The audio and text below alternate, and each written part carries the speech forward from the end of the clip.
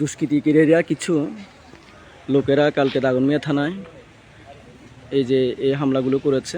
তারা কোনো দলীয় বা কোনো কিছুর সাথে জড়িত না। এটা একটি রাষ্ট্রীয় সম্পদ ক্ষতিগ্রস্ত করেছে।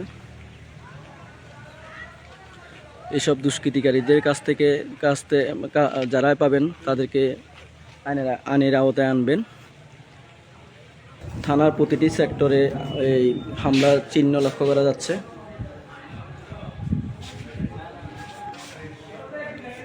অস্ত্রাগারে আমরা যতটুকু জেনেছি 9টি অস্ত্র পুড়িয়ে দেওয়া হয়েছে, 6টি অস্ত্র লুট করে নিয়ে যাওয়া হয়েছে।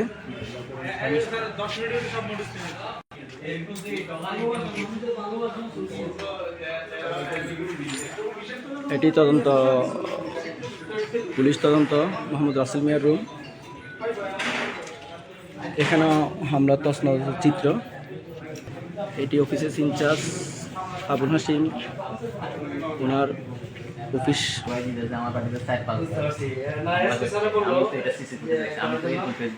এটি অফিসারদের রুম।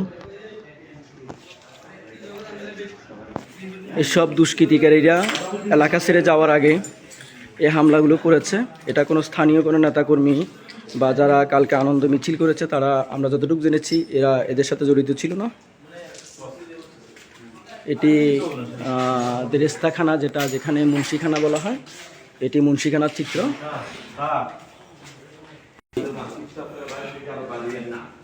একটা রুম, এই যে এটি কম্পিউটার, একটি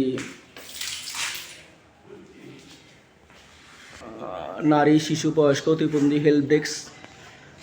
এখানেও একই পরিস্থিতি, যেখানে কম্পিউটারগুলো সব, যেখানে অনলাইনে জিনিসপত্র ছিল, সবে হামলা করা হয়েছে। এটি সেকেন্ড অফিসারের রুম। আপনি দেখেন, এটিও খুব মারাত্মকভাবে, আমরা যতটুকু জেনেছি, আবারও বলছি, যে কিছু দুষ্কৃতিকারী যখন আনন্দ মিছিল করতেছে বাজারে, বিজয়ের মিছিল, তখন কিছু দুষ্কৃতিকারী যাওয়ার সময় এই হামলাগুলো করে গেছে, যেন বিজয়ের মিছিলকে তারা ব্যাঘাত ঘটাতে পারে। অস্ত্রখানার রুম।